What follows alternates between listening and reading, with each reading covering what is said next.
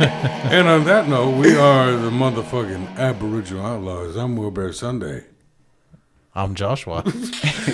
I'm Abraham Francis. Yes, it's great having AB back and with the beautiful, deadly uncle earrings. You always just put me in such a good vibe, dude. Thank you. I love it. I wore them special for you guys. I dig it. And those things pop. They bling. Like, you hear that word bling. No, I can hear the sound every time the light hits it. I remember I got them, like, I was just not in a good way, and I bought them, and then they came in, and I wore them to work, and I was like, don't fucking talk to me. Like, I can't hear nothing today. The attitude's nothing. This is me. I'm just gonna be beautiful in a chair today. I love how a lot of young indigenous gay men are embracing like beaded earrings and stuff like that. Scott Wabineau guy, he's just fucking awesome. I love that son of a bitch. I'd love to have him on sometime. Oh, he's only doing a show with fucking Stephen Thompson Oakes, you fucking mook. I know who he is. You know who he is? Yeah. That's yeah. okay. I don't know who everybody is. I'll just, like, I just feel like, personally, I'm very judgy of other people's Devin, earrings. Yeah. And So Devin I'm like, too. like, if you got whack earrings, I'm like, I can see it. Yeah, Like, yeah. I'm like, I've seen so many people that wear beaded earrings, and I'm just like, some of them I'm like, you thought you ate and you didn't. Like, that was nothing. You might want to go back to the drawing board. Right. And it's just because I'm exposed to such like exceptional beadwork, and I spend a ridiculous amount of money on it because I love me. Yeah. And look, earrings for me are not about being So queer. it just gave you mean anti attitude? Is that? Rich auntie from the city. Ask a fuck There you go. I about love me. it. I love it. But for me, like, earrings, I think it's this decolonization for me. Like, I think there's like this interesting interplay between like sort of decolonizing how I like perceive my body, how I perceive myself, but also my queerness, and I want to mix that in that and like come to accept that and express that in my life. So, like, we're Mohawks. Yeah. Like, the historical like the history shows that we were the most extra people Oh my ever. God. Like, we were adorned for the gods. It Like, took so long to get ready. yeah. You needed help. I was about it. Like, I see, like our ancestors wore these marvelous earrings too. Yeah. And I feel like They split their fucking ear open and wrapped it in like gold wire. Yes, you peacock. I'm not that committed. I'm not you that peacock committed. very well, sir. Their ears would be as long as your earrings. You have to tie it behind their back. I love that you came dressed as the milkman in gay porn. I love it. It's amazing. Uh-oh. Oh, dear. Zing! Yeah. I mean, I was looking in my I'm closet sorry. because I I was thought like, this was a comedy podcast. No, look, you're frozen. Nice. Why do I gotta have that face? You're frozen with your murderer face. What? Who's this John Wayne Gacy fucker right here? Yeah, Wow. That's right before the fucking axe swings. Fucking Mufasa, for Christ's sakes, when he comes to visit Simba. You have forgotten me. very much so. Very much so. It's majestic. Nah, man, if I didn't pick on you, that means I don't like you. Yeah. Come on, man. I understand we are that. good. I understand when somebody is teasing me in a loving way and when somebody's teasing me just to be mean. Yeah. Like, I can tell the difference. And when Right. somebody's teasing me to like give me an undercut, like, shady comment, maybe I will come back at them. Like, I'm not an amateur. I know who the fuck I am. Like, don't start with me. Yeah, the streets will come out real quick. Yeah. And I think let me rephrase this right now, okay? You look like you're dressed like the milkman in a gay porn that I would watch. How's that? I mean, I'll be delivering. Delivering the milk. Oh yeah, it's gonna milk all over. Just can you give me did y'all order some milk, some cream? Did y'all order some milk, some cream? I love that little touch of Southern in there. There you go. There's something sexy about the South. Something hot and moist. Even our guest last week had that drawl. Oh yeah. And I'm just like, God, he must be getting laid. Yeah, Will's is hard the whole time. Okay. Yeah. All right, we're back. Yes, sir. Yes, We've sir. been back. Like it's fine. Through the magic of editing, I can't really hear myself that much. I can hear you just fine. Okay, well then don't touch it then. Yeah, here is that better? Just turn on the mic. Boom, boom, boom. I can turn Johnny B down. He's not here to say yeah. Yeah, I could be the yeah guy. Yeah, I was joking around with him. I'm gonna say I'm gonna have Chantel show, but she'll just say yeah. She won't say anything else. She'll just say yeah. I don't think I this is my second time being here, and he's not here again. Yeah. Oh, that's true, right? Mm-hmm. He's terribly homophobic. No, I'm kidding. I'm kidding. Wouldn't that be fucked? That would. It's like he This seems to podcast. he seems to always never show up when we got the gay people. Okay. That is totally not true. No, he loves. Yeah. What were you gonna say, Josh? No. He loves the what? I'm not gonna say it. No, I was gonna say something else, but Abe's not our only one that's been in here. Only one what? You know, A guest? he likes the other one. A man? What are you trying to say, Josh? We already said we're not going there. Well, I gotta make Oh you my some. God. I gotta make you say some kind of slur. Yeah. Every Which slur would you prefer?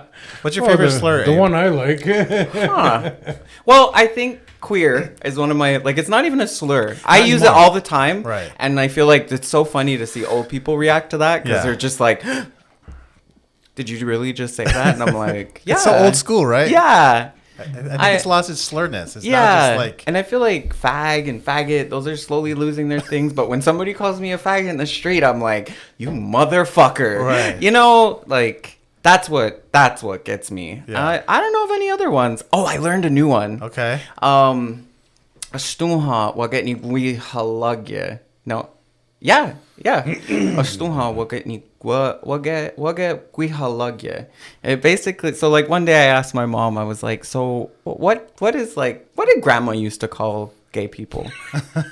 And she was like, oh, I hadn't thought about that. And so she told me what she used to call people. And I was like, and basically it translates to like, you're a fancy pants. Uh-huh. And I'm like, I love that. I'm going to add that to my introduction when I go to conferences. You're a fancy Like, yeah, Astuha, we'll get Guihalakya. That's funny. You're a fancy pants. fancy pants. Nice. I'm like, nice. it fits. Yeah. I wonder if that's rooted in like, French had dandies back in the day. And that's like that's like a word for people. I think the French are a little more libertine than like other people. So there's probably more openness amongst them that way. I wonder if it comes from that. That time. They were making fun of homosexuals for a long time. Like that's where the Yankee Doodle, the macaroni comes from, because they say stuck a feather in his hat and called it macaroni. Is because back in England in the like 1800, late 70s, whatever the fuck, that's where a lot of like the underground gay men would go and discuss fashion. They would call it the Macaroni Club. So when they were calling Yankee Doodle a macaroni, they were basically being mean. No shit. Yes. And that's like a kid, like that's a children's like song now. Yeah. They did everything but put like the like the I hope you burn in hell. like the slur on it, stuck a feather in its hat. They did everything but that, I mean, I need some feathers in my hat, but like, You need some feathers in your earrings. oh, I have earrings with feathers in them. Yeah. Like I said, you peacock very well. I do. I feel like sometimes I specifically peacock. Like I specifically wore what I wore today for you guys. I like walked around my house and I was like, what am I going to wear?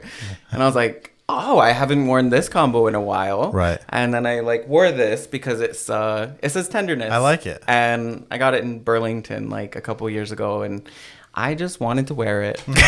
That looks great. Thank you. I love it. Love it. Gay slurs, Are right? we still talking about slurs? Well, I mean, we didn't specify what kind of slurs. Well, and I remember this one specific, like I remember when I was just sort of beginning my journey to coming out. I was at Subway and Walmart, and I just remember there was this gay man ordering, and my sister was like she was little, so she didn't understand. So I just remember she looked at him, and she was like, she tried like. she was just like, do you see that guy over there? And she was like giggling about it. And then like my mom used to say things like, oh, they're a little bit light in the loafers or something like that. And I just remember it was just like this really subtle way that kind of just didn't make me feel safe, you know, to like come out. And I just remember I was like, yeah, things like that. I just remember used to rub me the wrong way, but I'm like, yeah, I lighten the loafers. Yeah. I'm a bit bent. Like, I don't give a shit. I'm about it. I'm fully committed. I think lighting the loafers is hilarious. I love that. Because I kind of think I myself have like a dainty walk. Yeah. You know? So I'm just kind of like, I wonder if people think that of me. Is it like when Fred They're Flintstone just goes like, to bowl? Yeah, exactly. Just this big man that just... Just glance along. You better work it. I'm just saying, I do listen to a lot of Prince in my head, so there you go. Oh. R.I.P. Yeah, that was my too guy. bad. That's my guy.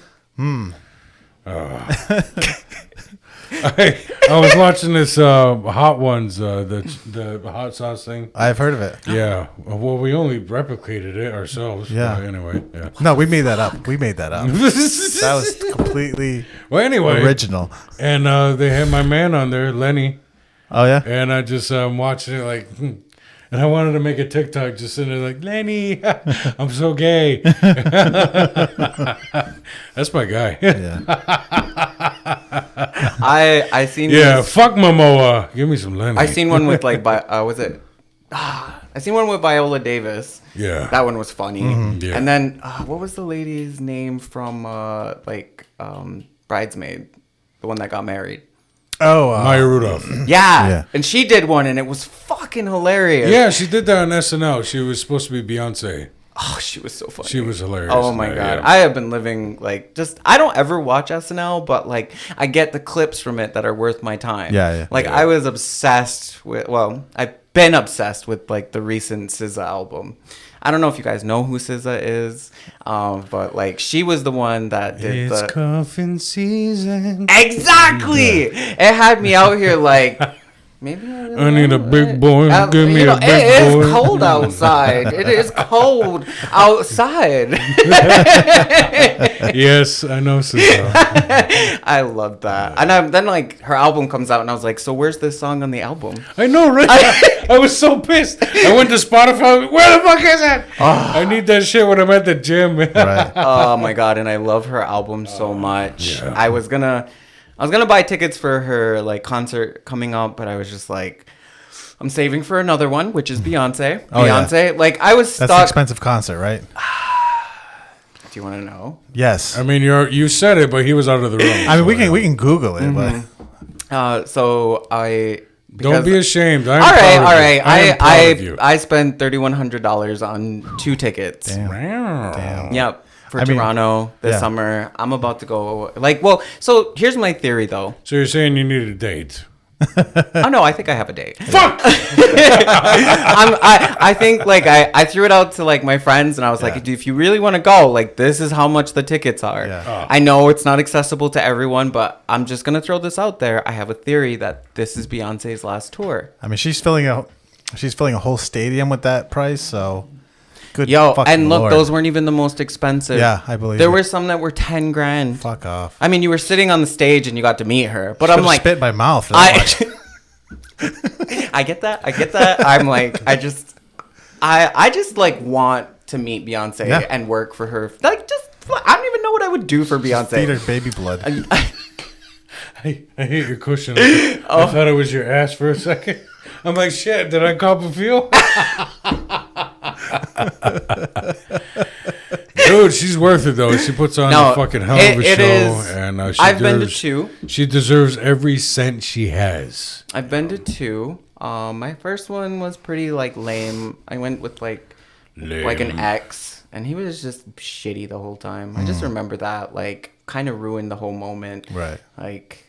But I remember it was like right before I went to grad Reminds school. me of my wife when she made me leave Primus early.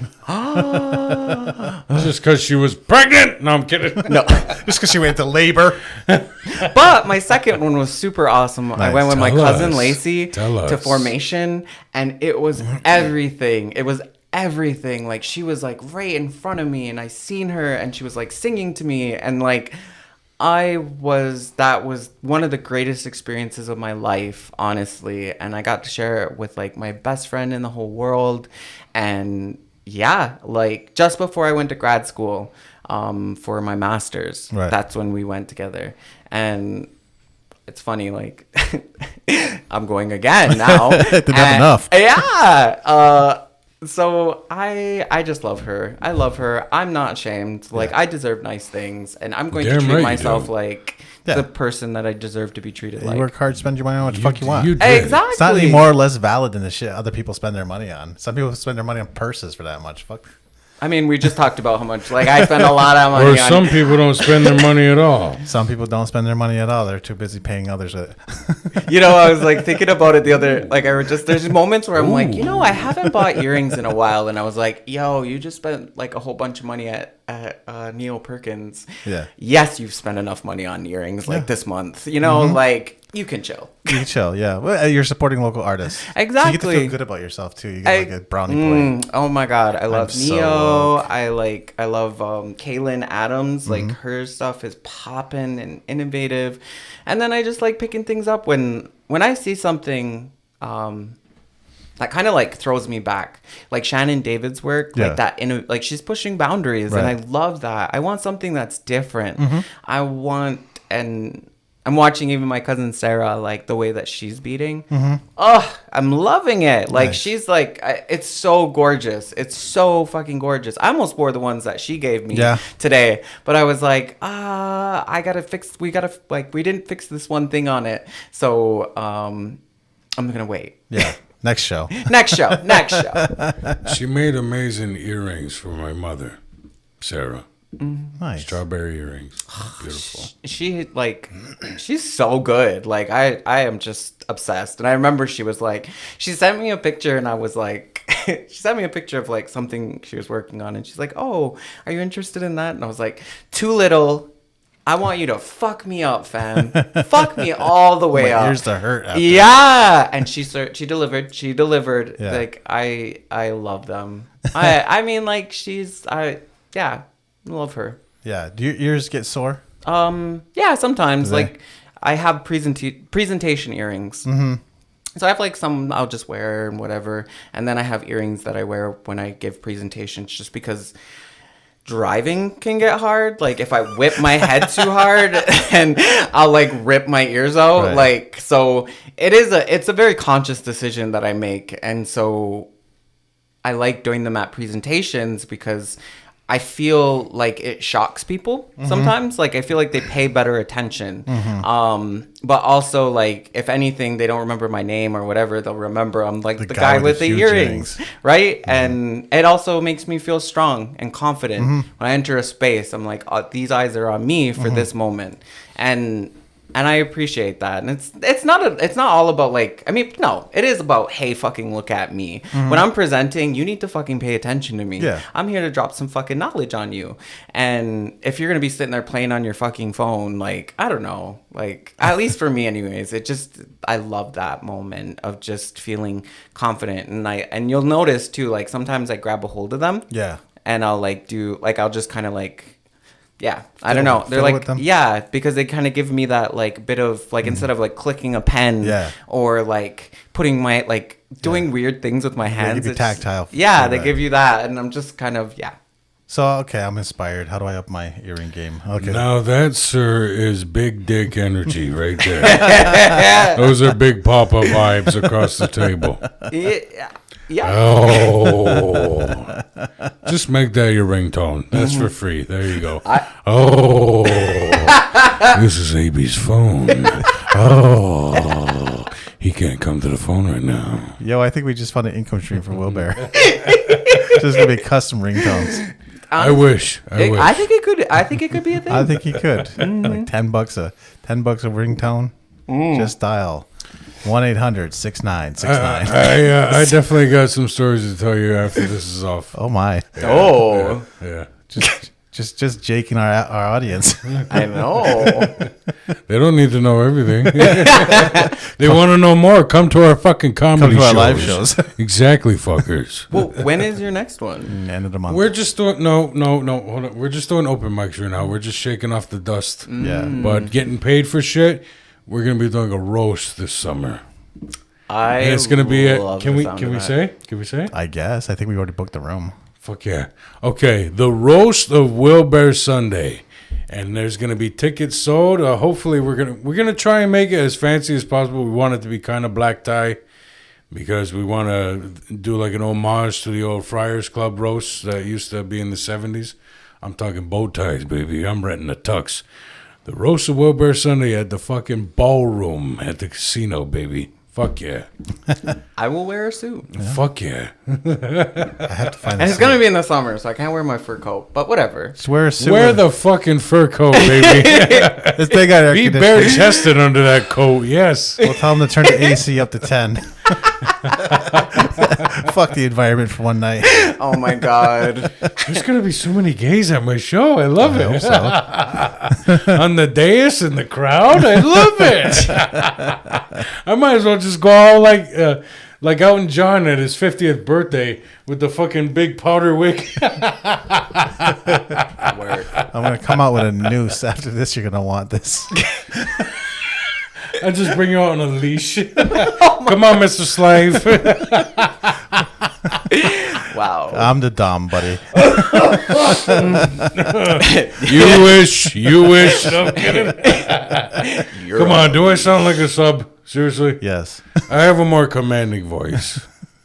I mean, I agree. You do have a more thank commanding you. voice. But, like, our Oh, voices yeah, sure, change. he's bigger. I get it. Our voices change depending on the context. Like, I feel for myself, my voice is constantly changing.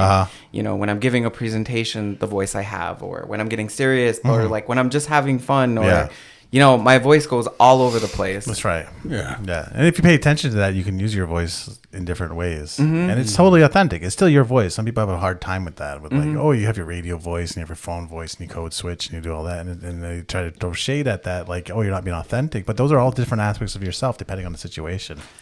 Yeah. You know, you're not telling dick jokes at the, in the professor's meeting.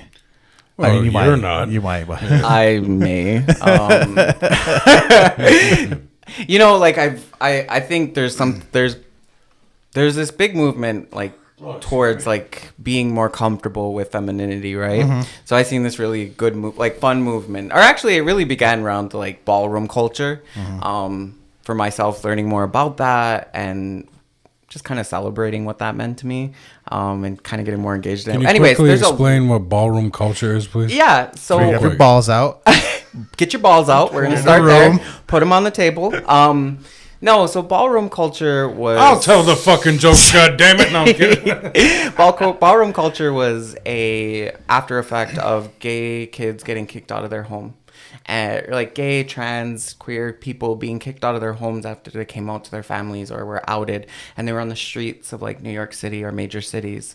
And so what they started forming is their own houses, and they had house mothers and house fathers, and they would come into these ballrooms and they would like do these different categories of like realness. So, like, can you be masculine? Can you be hyper feminine? Can you all of these wonderful things? And they had these marvelous like dances, voguing. That's where voguing comes from. That's where this last album was inspired by. Beyonce was by ballroom culture, queer culture.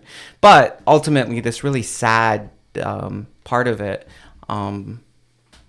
Yeah, and then, like there's this like if you want to like if you've ever watched Pose, Pose is a good way to kind of get exposed to it. Like the HIV that ripped through the community, the like rejection from the families, and it still happens. And I just remember this really important moment I had with my dad, and I tell a lot of people about this because it was probably a couple of weeks before he passed. I used to go over there and I'd bring him food and we'd watch a movie.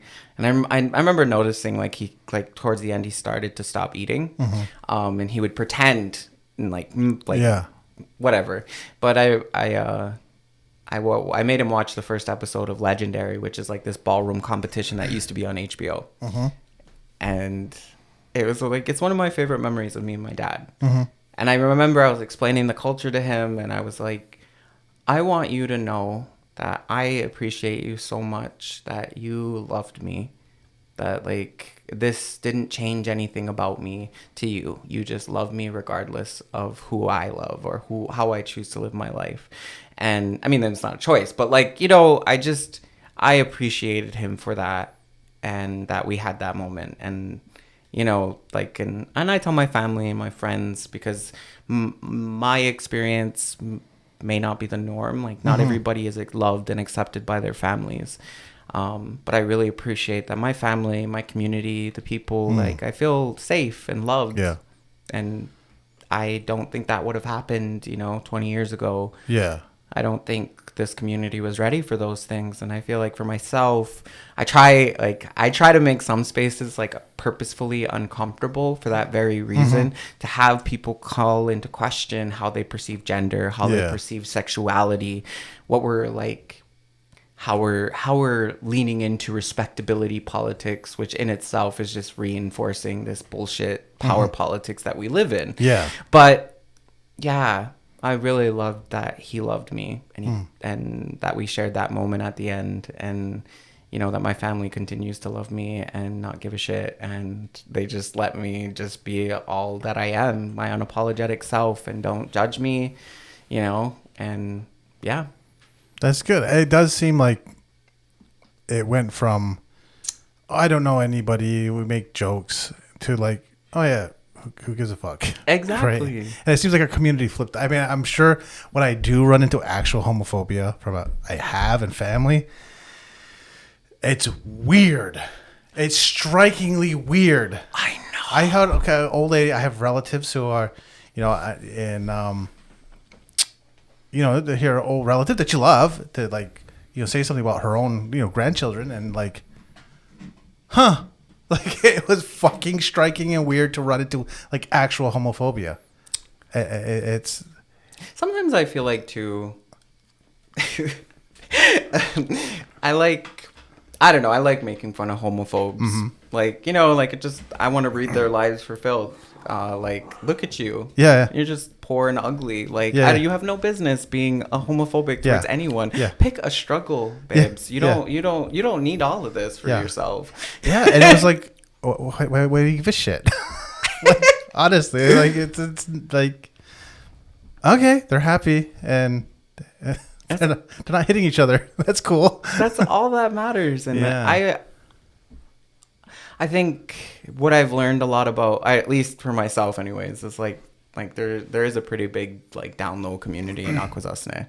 And I can like, you know, I like being single and like being exposed to that. Like, personally, DL dudes, no thank you. I just can't live with that. You know, that like I'm a secret or whatever. Like, I deserve to be celebrated.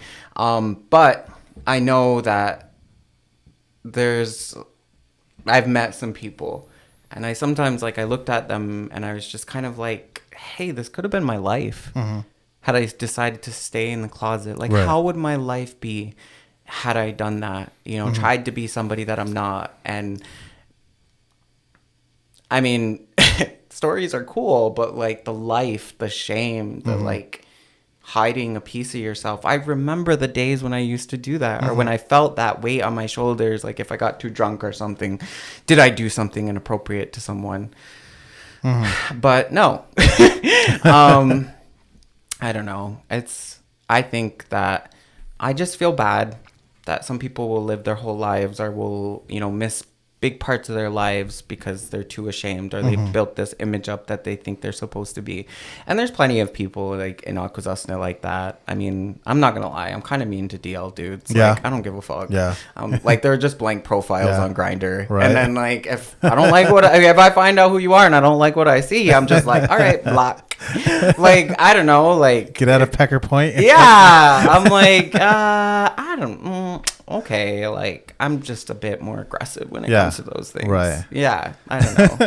But Oh yeah, I get it. It's like not living authentically, and out of shame or whatever, or they're in a situation that they can't get out of, and or for whatever reason won't. I think it's usually a won't, not a can't. Yeah. It's a lot of fear. It's a lot of fear, and I remember that fear of like, oh, your family's gonna like reject you, and again, privilege. I was privileged by my family to love me and accept me. Not everybody is going to have that experience. I think even for myself, one of my greatest regrets is like I never told my dada. I mean, she knew, but like, well, some people it shows a little more than others. Yeah, I mean, like I showed up with big ass earrings all the time, and anyways, and she used to make fun of me because I wore like pink, and I was like, hey, there's always a kid that you're like, yeah, we know, I'm out. Yeah. Oh, shit. But I feel like, I will say right now that when somebody comes out, the appropriate response is, thank you for sharing with me. Yeah. I am so happy for you. Because, like, wait. You're gay?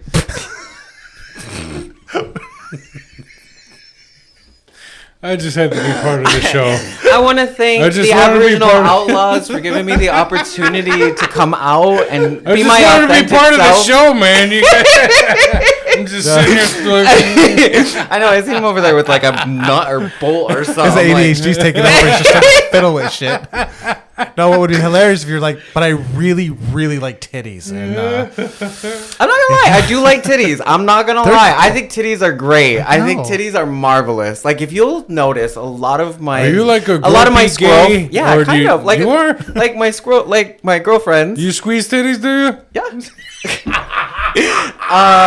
Yeah. Look at these fuckers just copping a feel for free. I mean, I don't like women at all. It's like, I have to tell so many jokes to feel those titties, you fucker. I mean, yeah, if you'll notice, a lot of my friends are big titty bitties, you know? Like, they're just walking around with a set of cannons on them. Yeah. I'm like, oh, I'm glad you brought the twins out tonight. Nice. Look at you. I just, like, and I think there's at least for myself, I feel more comfortable around women than What kind of qualities do you look for in like a male friend? Like obviously he can't be an asshole. Yeah, that's a start. You know, like I just want somebody to be nice to me. Really. Yeah. I think I've tried to like not apply ridiculous like criteria on people. Like there's like this big thing in queer culture, like super critical. Like you got to be like the top of the cream of the crop are those like tall, muscular white dudes, and like they're masculine and this and that. But I feel like that it denies, like a lot of people want gay people that they don't know are gay, that just happen to be gay. Like that's what they want from us. But I think that the queer culture is more about like loving and accepting yourself. And I love that. And I want to be with somebody that knows how to be comfortable with their femininity, that knows the culture and isn't ashamed of it, like to like certain kinds of music, to put makeup on, to wear, certain kinds of clothes. Like I feel like that's as I've come into my own as a queer person in my life, I think that's always been like one of my things that I was always afraid of, was like, am I going to be able to find the queer people that I want to be around? And I think things are changing. I think things are changing in a massive way on a social level, that we're seeing, more queer representation within media, and that's awesome. People just wearing like skirts and not putting genders on it. Like I fucking love that shit. And because that's me, like I think my next challenge will be like, so for myself, I identify like socially as like a gay man. Okay. Like I just pretty exclusively, I think there's like the Kinsey scale of things, right? Like on a scale of 1 to 10, like, you get 2 titties on that scale. Yeah. I'm not trying to build a life with you, but like your titties look good. Right. You better fucking work. But, for myself, it's like how I imagine my future is with a man. Like when I see my future now, it's with a man. But again, sort of coming back to that, right? But I think ceremonial, like spiritually for myself, I kind of identify as like non-binary. I think it was like, so I went to Midwinter for the first time in a very long time. Yeah. I'd been working so hard. I'd been in school. I'd been doing all these things. I just never made the time to do it. And it would come around every year and I'd be like, fuck. I'm like, shit, I really want to go, but I never make the time to go. So this year I made the time to go, and it was a really beautiful year because I went with my mom, and this was her first time ever. Wow. Ever. That's a big step for people. That's a huge step for her, and I loved it joining because us pagan sinners. Oh my God, you can smell Satan. What I love about it is she translates for me in real time. Very nice. When I sit beside her, so I get to hear the speeches in a different way. So when they summarize afterwards, it's so much different. Yeah. And yeah, like I remember, like, so when I went to ceremony, I think I had like my first experience in a very long time of gender dysphoria. So I accidentally came in the wrong door. All right. And I just remember people panicked, and I froze too because I was like, oh. I thought we were supposed to come through this door already. They split the house. Yeah, they split the house. People forget that. Yeah, so and I thought they had already split the house because we showed up late, obviously. Yeah. Of course you did. Yeah, you know. That's when you show up. That's when I show up. It was stormy. No.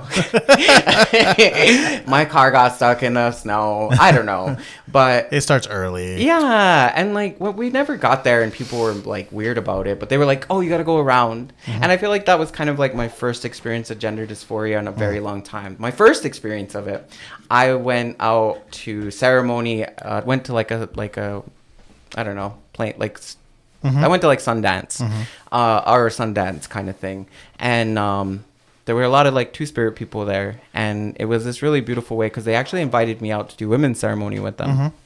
And so I was like this first time I was like, all right, I want to see how this feels how does this feel with me? And I felt really comfortable. I really appreciated it. And it was like nothing. It was like, oh, do you want to come over here with us? And I was like, sure. And it just kind of moved in that way. Like while we were out there though, like my favorite mentor of all time, Carol Warrior, passed away. And I kept thinking about like why I was there, right? And in the tradition of my family, caring for people that are grieving, you know, like my grandmother, my mother, this is what we do. Yeah. This is what we've always done. So I took care of her family while they grieved. And I just remember we went to her community to like, they did ceremony there for her in this building for like, you know, taking her on that next step of her journey. And I went to go and like cook in the kitchen. Like I went to just go make bologna sandwiches or whatever and help out, like, cause that's what I do. Right. And somebody like refused to cook in there cause I was in there, and I was like, this fucking bitch. I was like, y'all don't even speak your language, and y'all gonna have a fucking attitude with me? Fuck off. And they were like, oh, just be respectful. And I would just I ended up taking a nap while they did what they did. And I was just like, whatever. And I showed up in a skirt and I was like, fuck with me. Go ahead. Yeah. And so that was like the first time I kind of experienced that for myself within our own community, that gender dysphoria of like, and what I kind of realized is a lot of it for me is like who I prepare for ceremony. If I prepare with women, then I want to be with the women. Okay. If I prepare with the men, then I want to be on the men's side. But I also like, for me anyways, is like when I did my master's thesis, like somehow, you know, I ended up learning more about being Two-Spirit within our culture. And that there's like, I have to figure out what it means to me within the Longhouse, or what it means to me in the culture. Yeah. And I'm still figuring that out. I mean, we're still figuring that out. And I want to like question things, and I want to talk to people and Yeah. open up like conversations. Cause I know like, you know, how I am kind of makes some people uncomfortable, but like, I hope it makes them question why they feel that way. And let's have a conversation about it. Yeah. But honestly, they didn't. Like, as soon as we split the house, everything was like Who cool. the fuck do you make uncomfortable? You'd be surprised. Well, You're like a fucking bowl of candy, for Christ's sakes. No, You know what? Fuck those motherfuckers, man. I mean, I think I'm I surprised. hope they get fucking hemorrhoids this year. Fuck them. I think I always get surprised when people don't like me. Because I'm like, why is it like this? Like, why do you have a I like fucking you. problem? Aw, I like you. thanks. Why do you have a fucking problem with me? Yeah, And, Exactly. you know, before I used to like try to like adjust myself to make them comfortable. I would go and apologize like all the time. I would try to like really work on those things. And then I just kind of, I don't know, as I've entered into this new phase of my life, I'm centering joy in my life. I want to be happy. And I'm not going to apologize for being happy and interested in the world and life and seeking out softness and kindness rather than like this fucking bullshit world that just seems so mean and like you can't trust anybody. And I'm like, fuck that. Yeah. No, I build beautiful communities around me, people that love me, that support me. You know, there's a couple haters in there that happen sometimes, but like, that's your own problem. Like if you can't, usually it is. Yeah. Usually if you have the energy to put hate out there, there is a thing to say about like, well, we do have to figure this stuff out. And what's cool, I mean, it's not cool because all our old people are dying, but we get to be the old people. So we get to make what happens. I tell old people that, like, don't forget, like, do you want your legacy to carry on or do you want us to burn it? Because we can do either one. And we do have to figure these things out because as a longhouse person, like those gender things are real to me. Not 100% real. Like there's gray. There's gray in this world and there's space for that. And dogma exists. And we can smash and we can look at things like dogma and like, is this valid anymore? Or is it not? Like femininity. I think part of sacred womanhood is the pain a woman goes through just being a woman. Not every woman has that pain. So there's going to be grays, but most women have that pain. There's going to be blood. There's going to be all that. So I think there's something sacred about that.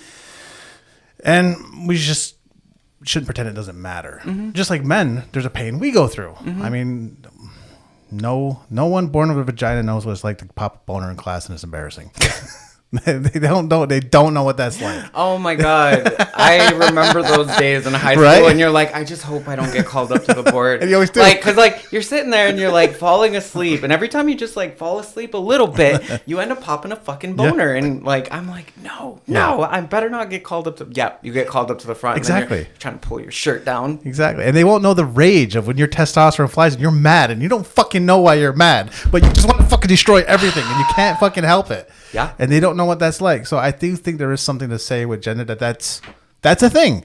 Everything else is fashion. Like earrings, all that. Like be as extra as you want. Like I'm with you right there. So I think it's a conversation. People are afraid. I don't know if they're afraid to have the conversation. As a longhouse person, native person, we've been fucking told we're saying the wrong things so many times for hundreds of years. Like, let's just say the wrong things, but we'll talk about the wrong thing.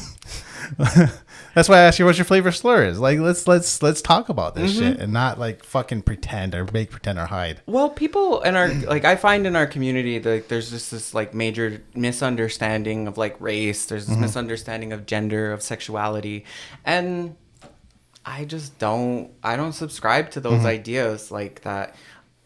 I just don't subscribe to them. You know, like I'm supposed to act a certain way because I was born or this way. Chop wood. Yeah, I don't give a fuck. Twist iron for whatever reason. I don't even know. But I think the thing I don't like is when people discount it. Like it doesn't matter. Right. Like it's not an important discussion that we should have. Yeah. Like, why does that matter? It shouldn't matter. We're just all people. Yeah. No, we're not all fucking just people. And I will say that with my whole fucking chest. Like, no, we don't all go through life the same fucking way. Like, the shit I've had to deal with because of who I am, where I come from, is bullshit. And I'm not going to sit here and say it's okay. Right. Like, fuck that nonsense. You know, how many times I have been told that, like, I can't do something or, like, I can't be somewhere. And how many times I've had the opportunity to just say, fuck you, motherfuckers. I'm here. I'm queer. Get fucking used to it.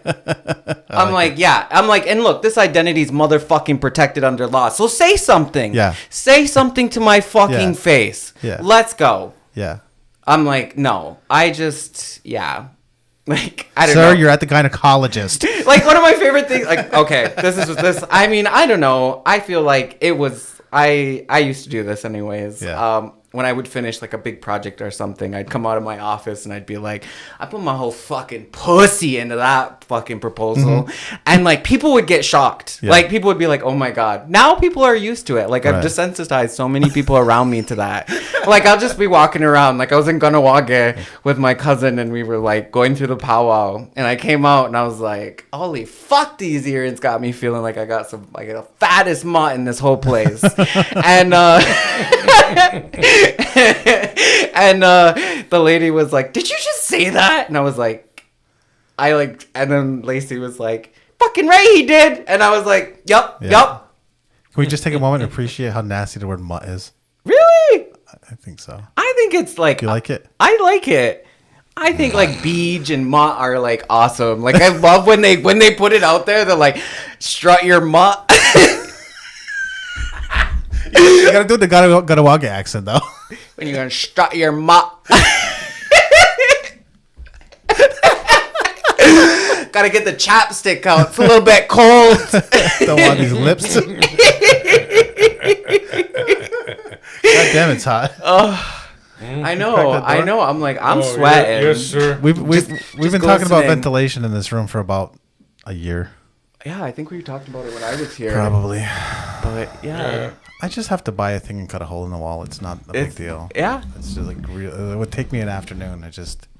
You're like back to the ADHD thing, like just learning how your brain works. Like a lot of it is like object permanence things. Like if it's not in front of you, you're not gonna do it. Teach him. And it's like, and accepting like it. One day you'll have the energy to do it. Instead of like treating yourself like shit about not getting it done for months. Like maybe be nice to yourself. Yeah. And like, you know what? I'm gonna get to that one of these days. Right. Put it in the Google Calendar. I'm gonna take 15 minutes, and when my phone reminds me, and I'm gonna go get that thing done because you fucking know it takes 15 fucking minutes. Yeah. Like so many of the projects you need to do take fucking 15 minutes. Yeah, for sure. Because you'll bring it to 95% completed, and then you're like, but I don't want to do this. You notice there's no molding around that door. I'm very aware. I could see it, and I was like, no, I get it. Like I'm just starting to get like my pictures on my walls. Yeah.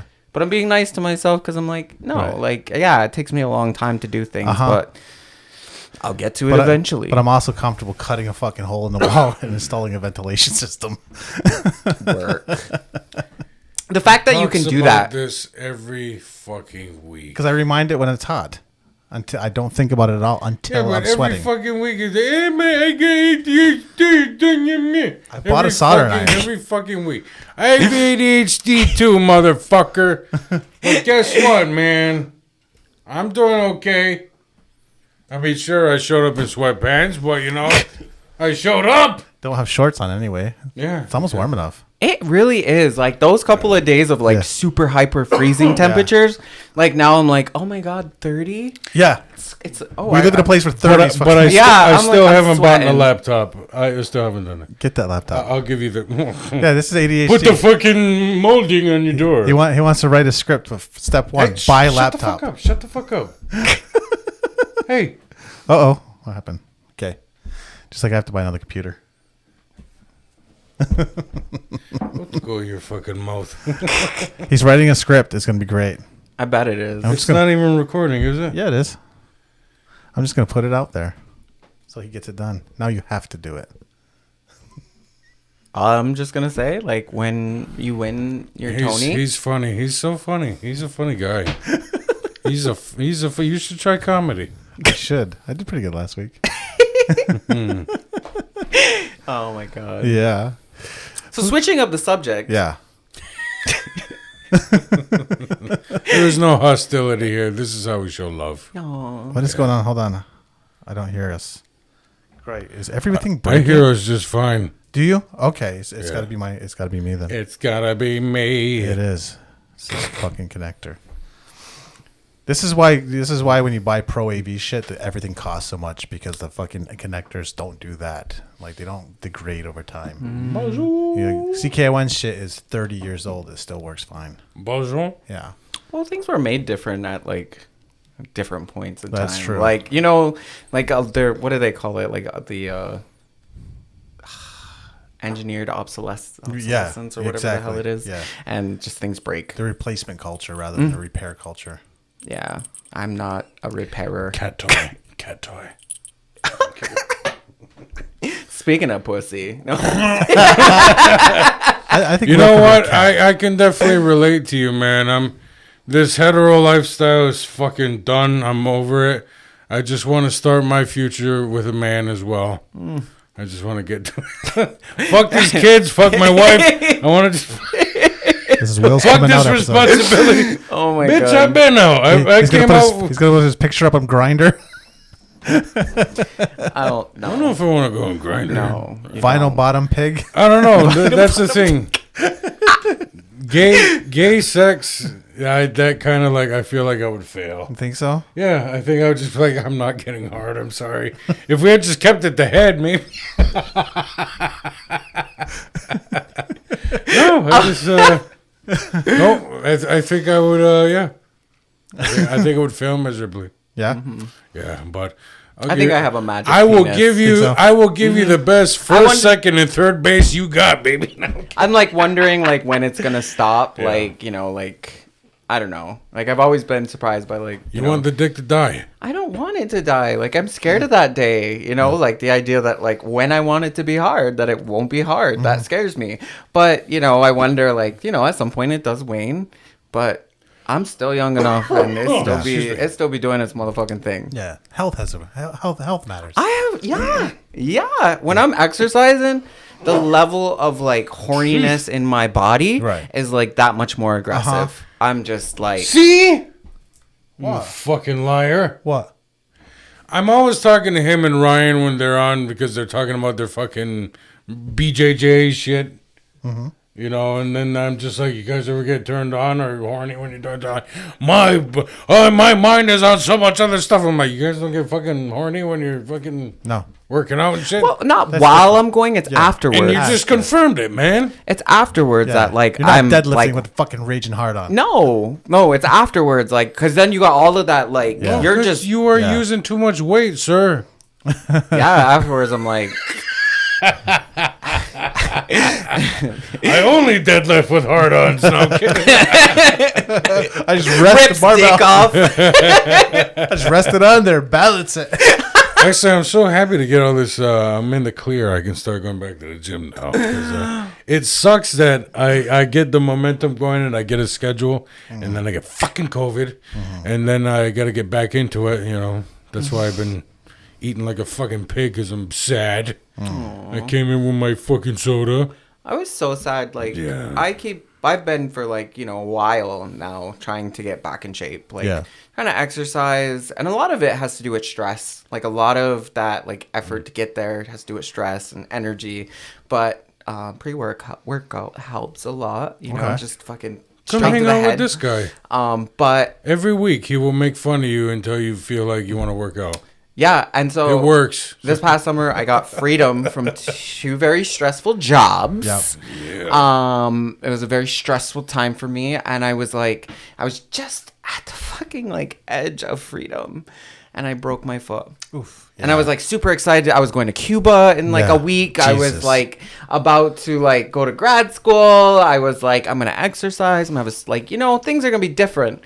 And then I broke my fucking foot in the most unexciting way ever. I was doing laundry on a Saturday. Was it ninja kicking a mugger? No. Or your couch. Okay. Oh my god! And I've totally kicked my couch since, like pinky toe, like Doesn't it stub. suck? Sucks so much. See? He knows. Well, because like I broke like my pinky bone here, and so if I fucking stub my pinky toe, I feel it straight from my feet all the way to the back of my neck, and I can just like. I'm like, it's broken. It's done. I'm over. Put me down now, sir. Put me down. You gotta love that 5 minutes of denial, and it's just like, no, I'm just in shock. Eventually, that fucking pinky toe is straight back.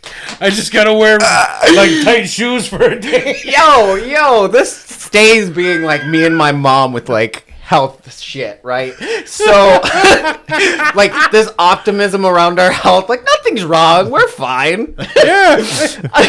I was like, it's probably not even I probably just sprained it, like whatever. And then I get there and he's like, it's fucking broken. Yeah. And then I was like, can I see the X-ray? And then I seen it, and the bones were like this. It literally looked like a snapped chicken bone, and I was like, And I remember when after I broke it, I just laid on my basement floor for a minute, and I was like, I really didn't just do that, did I? Did I just do that shit? Like, no. And I was like, I tried to like walk around for a second, and I like bounced my way upstairs. My mom came and got me. We went to fucking Malone, and they got checked out, and they were like, yeah, it's fucking broken. They gave me like the little strap-on cast. I went and got a fucking scooter because I was about to be. But you know what? I will say the best benefit was having like a handicap like sticker. Oh, there you go. I was using that bitch Just right. park it I was closer using to- that bitch right till December 31st. Let me tell you, Yeah. I was fucking. Still have it? I do. It's still in my car. I loved it. I'm like, I wonder if I could just like marker it at just a little I think bit. you could. I don't think they're checking that closely. I don't think so either. I was just like, oh, yeah. But I also like, I had this amazing scooter that I fucking loved. I was ripping around the place. I was ripping down hills in Potsdam. I was Wait, like, you know, I'm going did to break you get a to go to fucking Cuba? leg. I'm going in March. You had to postpone it? I will like, do you want to be? Do you like, have any idea how many free drinks you would have gotten in Cuba being the cute guy with the fucking scooter? Well, You would have been carried to bed every fucking night by some suave Latin fucker. que lo que papi. Exactly! You could have milked this shit! Well, and then I was supposed to go in November, but who I was going with didn't have their passport yet, and I was like, and it was just like not a good time to go. Yeah. And so I was like, I would have really forced it if I went and probably like fucked up school. Yeah, when you force it, it's no funny. Yeah. So in March, I'm gonna be ready. It's yeah. like spring break. Perfect. I'm going literally from Saturday until the following like Sunday. Fuck yeah. Like I'm going for a long time. Like I've gotten good advice on what I need to do while I'm in Cuba. I am so fucking excited. And if my friend can't go or something happens, I'm going by my fucking self. yeah. I don't give a fuck. Like I need a trip for me. Uh-huh. I haven't That sounds traveled safe. in so Yeah. long. And I want to get out there and experience the world. Like I mean, we were going through a fucking pandemic. There is yeah. that. There That- was like that- we are still in a pandemic. Like Sort let's of. not forget that. Yeah. But it's Um, more like the flu's a pandemic and less like the, this is the end of days. It's true. It's true. It's I don't know. Yeah. I don't know. You think it's going to come back? I don't know. I don't know. We mean, lost our chill for a minute there. We Yeah. did. We did. Yeah, We really did. We threw COVID in there. But Yeah. no, I'm about to be traveling. Fuck yeah. What I'm trying to do. So I may have girl boss too hard. No. So you like part of I accidentally started a business. That's what did we. I didn't like mean to like do it, but when I am advocating for like appropriate compensation for indigenous knowledge, for Absolutely. like, expertise, Yeah, like that's a thing. I'm not fucking free labor. Right. Well, people took that really seriously. Yeah. And it's been really great. I'm really appreciate it. And really what I'm designing it around is to provide me freedom. Yeah. I want to design my business in a way that allows me to go do a writing residency in New Zealand for a fucking week or two, or maybe like BC. Like I'm like, look, I my time is expensive. I'm not gonna fuck around with that shit. I mean, and honestly, I didn't even know how much my time was worth Yeah.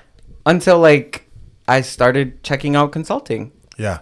And even when I first started consulting, I didn't even realize what I was charging was cheap at that moment. And now I'm like, oh my fucking God. Like, you guys really want to pay me that much money? I really like that. I think the more they really pay you, like the more that. seriously they take you. Yeah, I think so. Like they really respect my So you're expertise. saying we got to say top dollar every time? I mean, when we have that experience. Stop shaking the fucking bench. Sorry. But, what was cool is I like limited the number of hours I would commit to Yeah. it for a year. And kidding. a Shut the group of bitch, people go on. bought it up like immediately. That's awesome. I know. I was like, okay, all Yeah. right, this is really gonna. And I just been running with it. I have an assistant. She's like saving my life. I like for people with ADHD. If you can fucking pull that shit off, get you a fucking I assistant. can't wait for the day. Like she is the greatest thing that has ever happened to me, and I hope she listens to this and she Yeah. knows that, because like she has transformed my life. Well, if she wants to keep her job, you better make Yes, you make her like and You want to subscribe. keep your job, woman? Fucking listen to She's gonna share with 100 people. Well, I know she's capable. I Yeah. know she's capable.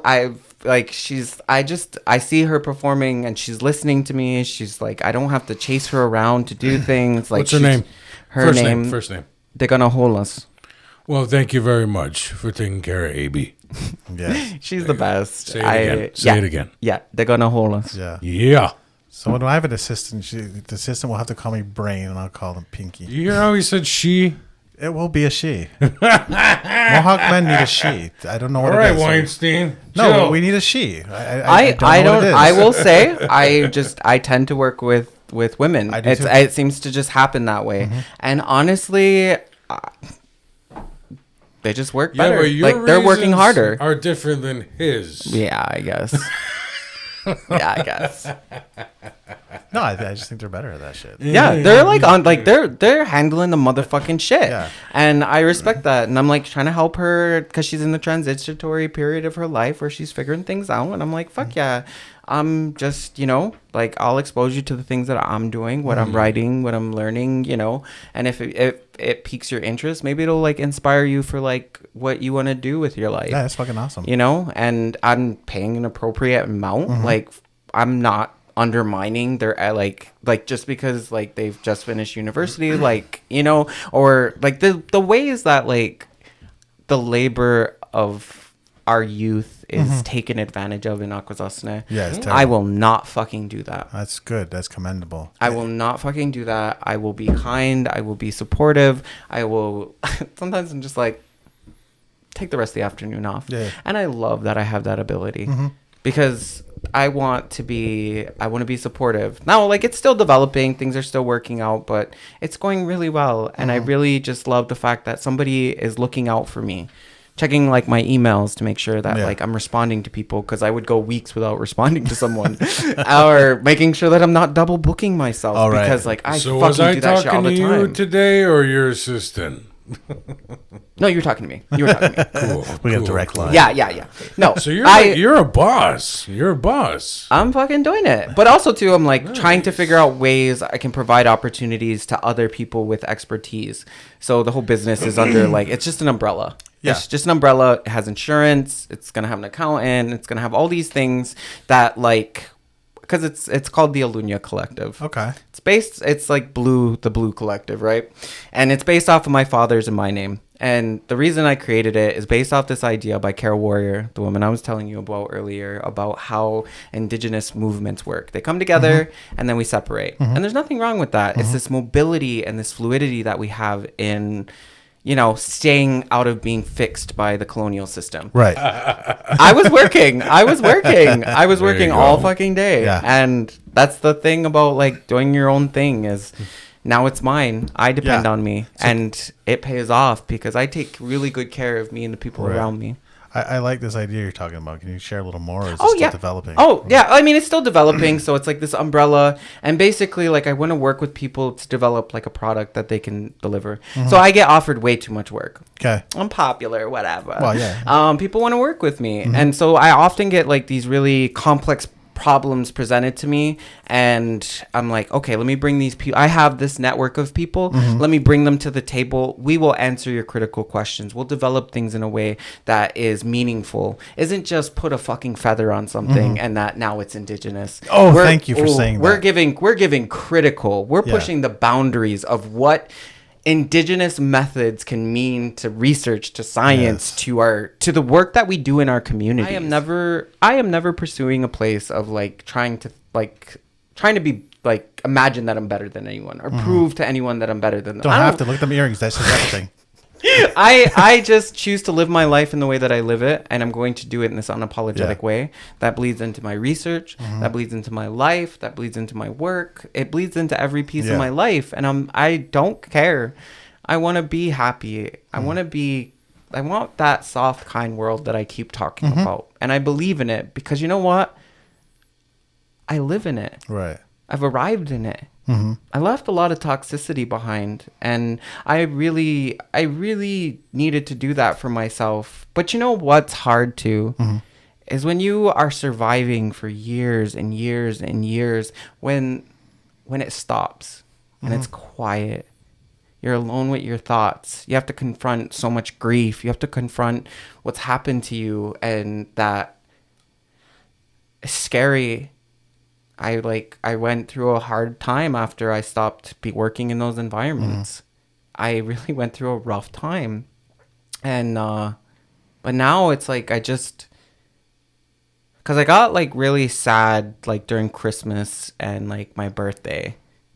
And I just kind of like spent a lot of time like kind of mean to myself. But I eventually realized and reaffirmed for myself why I'm going to grad school, why I'm doing what I'm doing, why I am the way that I am.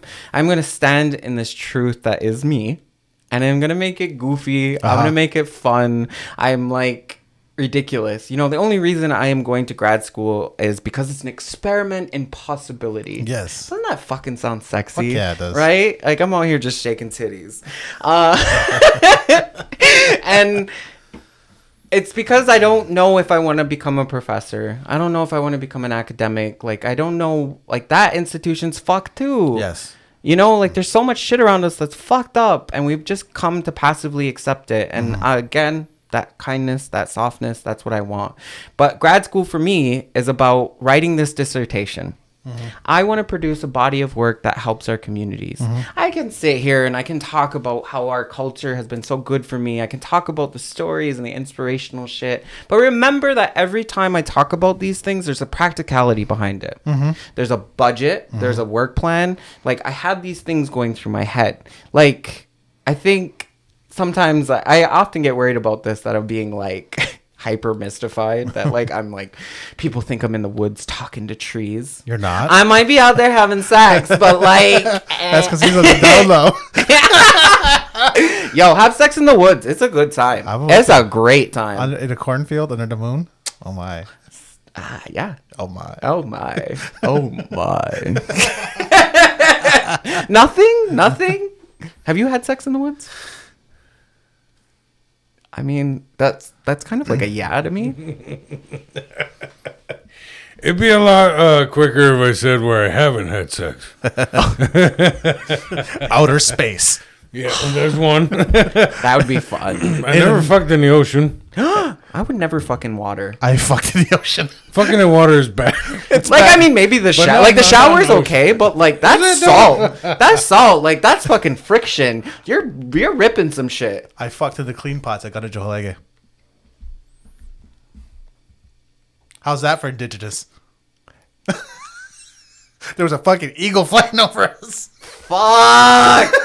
Somebody got pregnant. I think he just did. won. I think he just won. Yeah, he did. Honest. I think the weirdest place I ever had sex was a smoke shop. In the fucking broom closet. Never did that. Ooh, Yeah. you skank. I know, it was such a little skank. But yeah, I had very majestic, skanky times in my life. Like, as soon as I came out, I was like the fresh, shiny new gay, and like everybody just wanted to have sex with me, and I was like, I got a body, let's go. Let's anoint him in our oils. It's like a baptismal, but the water's different. Like, I remember this one time I was a part of an orgy by accident. Wait, what? I went to like, I just went out to this like mixer one night, and then I was like, I gotta go home early, and then like the mixer ended, and we were like, oh well, let's go have like one more drink at this place, and yeah, it got wild. But also, I think I started it. I accidentally started an orgy. I don't know, like some music was playing. I was feeling myself. I started making out with somebody. And then his husband started making out with me. And it was like a really fun time. I mean, it was what it was. I was in college doing what I was doing. Like, I don't know. It was a really like fun. I think about that story and I just kind of giggle because I'm like, of course, the night that I'm like, I'm just going out for a moment just to say hi to the guys and then go home. Nice. Yeah. And I've done that so many times. Like, sometimes I'm surprised by who I am as a person. Like, yeah. I don't even like this one time. Literally the biggest penis I've ever seen in my entire life. Do tell. I remember I went to karaoke with my friends, and It was a messy time. I blacked out. I cannot hear the rest of the story. I blacked out until you give me something to scale. Okay, like literally from here to like here, with probably like the same thickness. Okay, I'm not even fucking kidding. Nice. I have a picture on my phone. Let's see. You want to see it? Yeah, of course. I mean, you can show each other. I don't think we can put it on the show. Oh, I mean, like I will totally show you. It's fucking aggressive. I traded him like a nug of weed for it. You fucking prostituted for. Well, but wait. Finish the story. But wait, he also like gave me the best head of my entire life afterwards. He was like, "Oh, thanks," and I was like, and then I was like, and I remember like telling him, I was like, "Well, I've kind of like jerked off a couple times like already today. Like I don't know. I feel like you're going in like already behind the mark." Right. No, he didn't go in behind the mark. He just fucking, that was like a Hoover. He definitely found yeah. He definitely like showed me what's what. And I was like, I was so mean to him. But anyway, so I blacked out at karaoke. It was so mean to him. He said. I blacked out at karaoke. And then I woke up on my couch and we were smoking a blunt together. Nice. Yeah. And then, And I was like, I just remember I was smoking the blunt and I was like, let's go to my bedroom. Like, what the fuck are we doing? Came back online? Yeah, that's when I came back online and we had a fun time. Nice. But then he tried to like smoke a cigarette in my house the next morning. I was like, you need to get the fuck out. Right. Go on. What? Isn't it funny that that's the offensive shit? Yeah. After all that night, you're just like, you lit a cigarette, you fucking get out. Those leave a scent. They do. It's on everything. It does. I just think you wouldn't piss on the floor either. Yeah. Right. Yeah, but I was like, it just makes me laugh. Like, how houses you go to, sir? Drunk Abe is a very different beast, and that's why I left him in 2021. I left him in 2021, like super drunk Abe.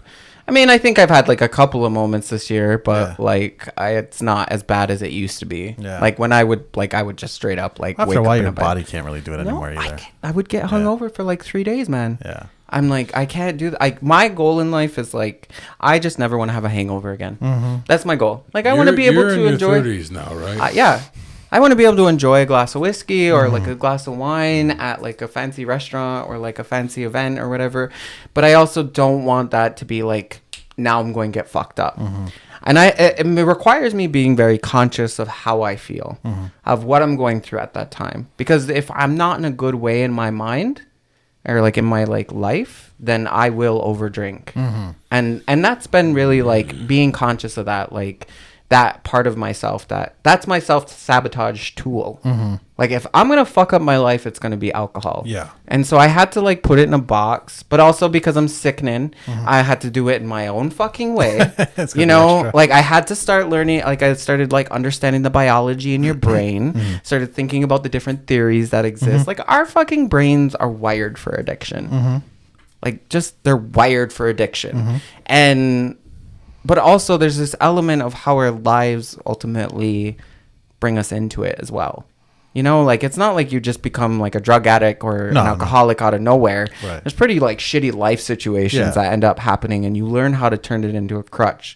And so when it no longer became a crutch, it no longer became something to like abuse myself with, then I've basically, I think I've had like 1 or 2 hangovers. Yeah. And it's just because like my tolerance is so low now that like I had to like even lower more and more how much I even drank. Like I think I had set my like one of my like what I would do was like 1 month I would have 2 drinks. The next month I would like open myself up to have 10.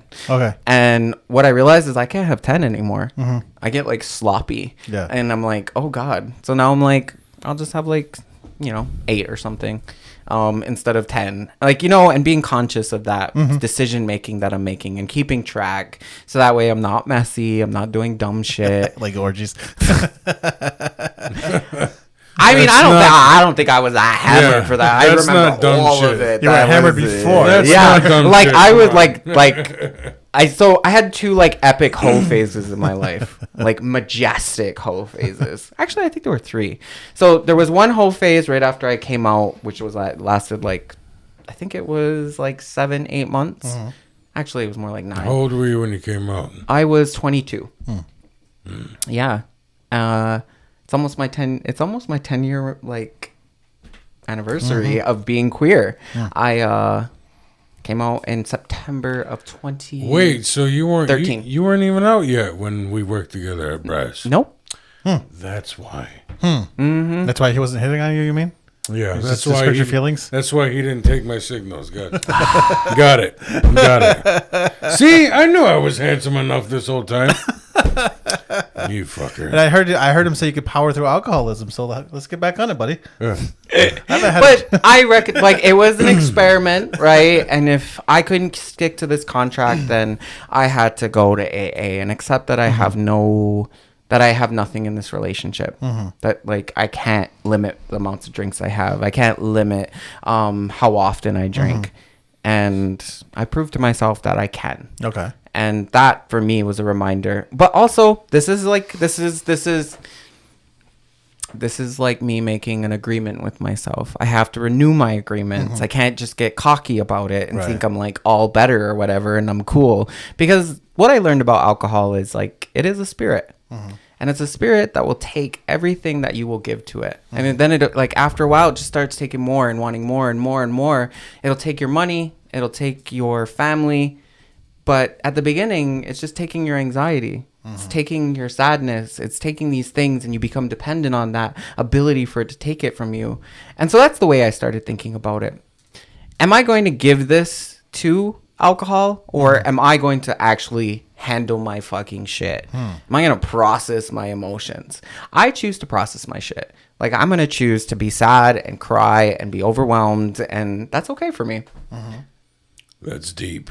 Yeah. I like Now back to the hoe phase. Okay, back to the hoe phases. So my first epic hoe phase, that was majestic. Okay, so I feel like I'm in a fucking meeting right now. I'm kidding. okay. before I surrender myself to Let it out, brother. One day at a time. So Keep coming back. I remember when I first came out to my mom. Yeah. She was a little bit like scared because like at that time it was still kind of like taboo, right? She was just like worried I would like somebody would hurt me, or like I think it was around that time that like my cousin had gotten beat up at a party, and it was so she was just worried about me, and I get that. People talk. When I first came out, I was bisexual, and she was like, just make sure you're sure. And I was like, all right. And I was like, so... Why'd you say bisexual like that? Well, I mean, like, people are actually bisexual. Like, people like both. But I feel like for myself, like, I'm definitely very much a lover of the cock. I'm not going to, like, say... Okay, so that's your... I'm faking it. Yeah. Bisexual. touch that nasty. I had sex with a girl in, like, over 10 years. So... Whatever. So yeah, I I came out, and 2 weeks later we had this Ivy Native conference, and we went and got fucked up. Like we finished the conference, we went and got fucking hammered, and I remember I met this beautiful woman. And I was obsessed with her. Like I was really attracted to her, and like I got her in my room. Like things were going good, and then all of a sudden she was like, "Oh no, it's getting so late. I have to go back to like where I'm supposed to stay." And I was like, "Fuck." And then like her friend came into my room to like grab something because she forgot it, and clearly homosexual. And I was like, "So where are you staying?" And he was like, "Oh, I'm sleeping on the floor in like the living room." And I was like, "Oh," I was like, "Well, there's all this space right here in my bed." And he like looked at me and he was like, "I'll be right back." Yeah. And so that was like my first gay experience, and it was awesome. Like I was hammered. I love it. Yeah, I was like, yeah, I'm sure. And then I proceeded to be the biggest hoe ever. Right. And can I ask you something very personal? Yeah. Are you sure? Who's asking you? Your very first time having gay sex. Were you top or bottom? We just kind of gave each other head. It was a really messy experience because I like was drunk. I didn't know what I was doing. And I remember he wanted to top me, and I was like, "No, I'm not doing that." I'm not doing that. That's still high. Nice. Yeah. Yeah. So that like happened, and I just like Yeah, because there was, I don't know. I feel like for myself, I see myself more as like versatile, just because like Sure, I think switch there's it up, more, yeah. more like sexual experiences you can have. There's more like sex can be just so much more than Like I think like there was this idea I had at the beginning that if I ever bottomed, that somehow made me like because I remember like so this is what I talk about when I talk about fucking baby gays that aren't comfortable with like The fuck is a baby gay? So when you first come out, there's like okay, this thank like you so much. idea in your brain. Like I remember. That's when they're underage. No, like I thought you were talking about No. teens. No. That's why I got scared. I'm Like when can you we first go come out, there? you're like a baby gay. It's like when they first turned you into a vampire and you're just looking at the night world. Like, do you remember being in high school and when you like people started dating, Right. going Just make call out with gay people? vampires. Kick his ass. I'll suck the fuck out of somebody. Don't See? even come Told you. at me. Told you. I love hickeys. Don't. Right? Did you see my phone? It says "Give me hickeys" on the back. Like I'm fuck around. I love. You're gonna biting. get yours one day, sir. I hate how much you get away with. Fuck you. Fuck you. Just remember my life. But I just remember being a baby gay, and at that point, I was like, "Oh, I'm gonna be gay, but like, I'm not gonna be gay. Like, I'm just gonna be like, happen to be." So you gay. still had the stigma in your Yeah, head. I had the stigma in my head Not now, gonna and be the idea of gay. like bottoming, like somehow equated with like a part of queerness that I like didn't align with, or like I didn't feel like I could, and so I just kind of spent, just learning more about it. Like, but yeah, for me, it's like a different thing. Like, I have a whole relationship with like how my body works, and you know, like that's a special thing. Gotta trust somebody for that. Right, that makes sense. Yeah. But otherwise, I'm just out here treating Yeah. people's sons like Fucking nasty little whores they are. fucking take that shit. I mean, there's a bit less limit with men than there is for women, right? Like, more likely just to go for it. Yeah. Yeah. Yeah. Well, So- that's why I hate when women try to convince us how horny they are. Like, no, we're definitely not fucking as much as gay men are. So Well, shut the fuck up. I'll put a pin in that one. I'll put a pin in that one. Like, I am a person with an extremely high sex drive. I Yeah. would love to have sex for breakfast, lunch, and dinner. Like, Yeah. that's my, Yes. I want that. That's how fucking horny I am as a person. I have to masturbate every fucking day just so I don't fucking hurt someone. Yeah. Like, that's it, you know? But that's who I am. And I've been in like relationships with people that don't want to have sex very often. And I respect that, you know? Like my sexual health is not contingent on another person. I can take care of me. Right. That's okay. Like I'm not going to be mad at someone if their sex drive isn't high. That's your business. Like when you are horny, like come find me. I just know I'm ready. I'm always ready. I'm always down. Don't you like the wind blows the right direction. I'm down. These pants are tight. I know. Damn. Your presentation. Shit. But yeah, so that's not true. There's the same issue. I was making a joke. Oh. Comedy. Ha ha. Comedy. But thank you for beating that dog. I do that all the Thank time you. to you. That's Fuck. all right, You yeah. try to make a like joke and I'm like, no. You did let a couple slide today. Thank you very much. You're Thank welcome. you. You're welcome. Yeah. It's But okay. then I feel like sexuality, sexual experiences, and all those things, like, it's this beautiful journey about learning about your body, and that can change over time. Yeah. And I love that. Yes. That was a weird way you touched me, dude. I don't know about that. I don't consent. My ass hurts. How much longer are we gonna go? Your ass hurts? We're hour 23. Oh my god, I didn't even realize. I feel like we finally got into the host stories. I Now know. it's like fucking an hour and a half. Well, I'm not. It's not my fault. You guys were like ADHD. I used to drink. Yeah. And now we're at the host. Ironically, we got the host stories, and now Wilbur's ass hurts. I know. Yeah. I think it's funny we got the gay guy in my ass. Waka waka. All right, we could go a little bit longer. Okay, Let me okay. get this cushion then. How come you're not on a cushion already? Shut the fuck up, Josh. Jesus. He likes it to hurt. Right. What can I say? I like taking wood raw. There we go. Nice. Fucking work. Fucking work. Guess who bought these pads? You? No. Will? No. The women. Yeah. Of course they did. They bought did. it after for episode 2. Their ass hurt on episode 1. Episode 2, they had cushions. We still haven't gotten a new chair. Oh, I love their stuff. All right, fine. I guess we do need a woman assist. We fucking suck.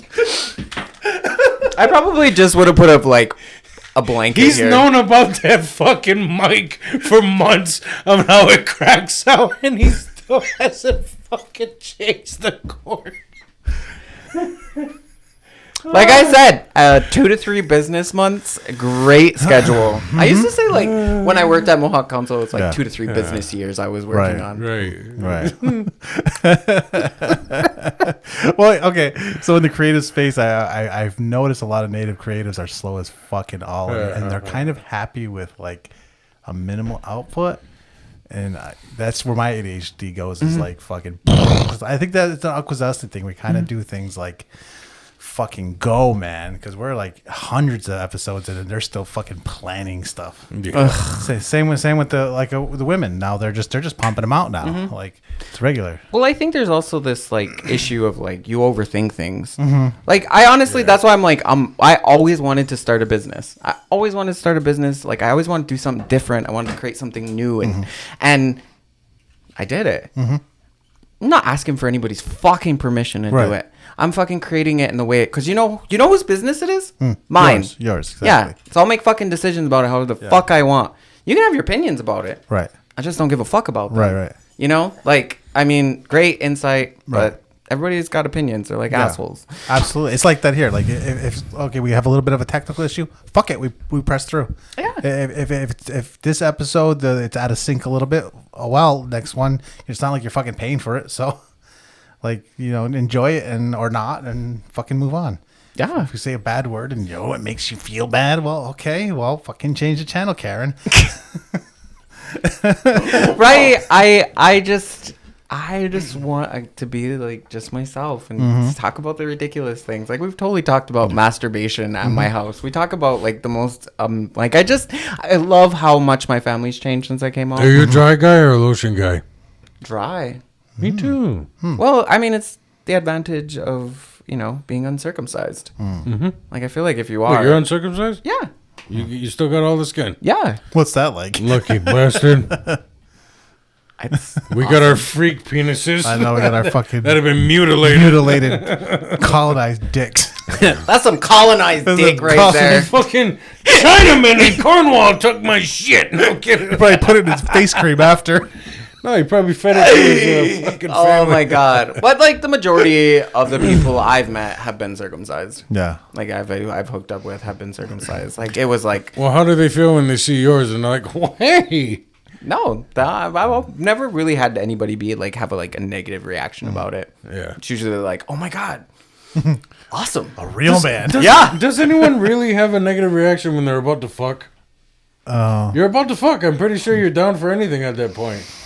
I mean, some people are. I mean, I've definitely sent people away. I really don't. I've definitely I don't gotten have to any that. boundaries. I've definitely gotten to points, and I was just like, I don't know. With Grindr, right? Sometimes people show up and they're not how they say they're gonna look, and I'm just like, there's the You door. said you were 6'5". You are 6'3". Yeah, okay, Get the fuck out. No, What's that conversation like? So they present that maybe it's an old photo or like fucking I don't know, that's somebody else's photo. They show up. So what's that conversation like? What Well, if they're fatter than you expected? Yeah. I think a couple of times I've pity fucked people, but I'm really fucking mean about it. I'm like, I don't kiss. I don't know.